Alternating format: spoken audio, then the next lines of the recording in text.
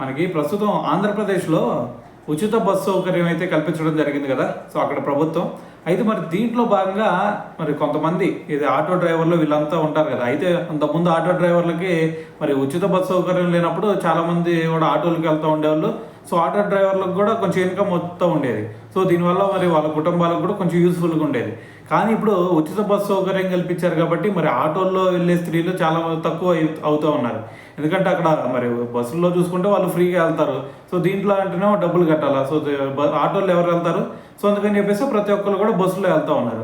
So మరి బస్సుల్లో వెళ్తాం వల్ల మరి ఇక్కడ ఆటోలు ఏమో ఖాళీగా ఉంటున్నాయి. సో అందుకని చెప్పేసి ఇప్పుడు ఆటో డ్రైవర్లు అందరూ కూడా ఒక నిరసన చేస్తూ ఉన్నారు. ఏమని? మరి ఇప్పుడు ఈ ఉచిత బస్సు సౌకర్యం వల్ల మరి మా ఆటోలన్నిటికి కూడా గిరాకీ లేదు. సో దీనివల్ల మా కుటుంబాలన్నీ కూడా మరి రోడ్లు పడుతూ ఉన్నాయి. సో దీనికి సంబంధించి ఖచ్చితంగా మరి ఇప్పుడు ప్రభుత్వం ఏదో ఒక న్యాయం చేయాలి మాకు అని చెప్పేసి వీళ్ళు నిరసన చేస్తూ ఉన్నారు. సో మరి వీళ్ళు నిరసన కూడా ఏ విధంగా చేస్తూ ఉన్నారంటే మెయిన్గా ఇది ఏలూరు జిల్లాలో జరిగిందనమాట. ఏలూరు జిల్లా పోలవరంలో ఆర్టీసీ బస్సులో అలాగే మార్కెట్లలో వీళ్ళు భిక్షాటన చేస్తూ నిరసన అయితే చేయడం జరిగిందనమాట.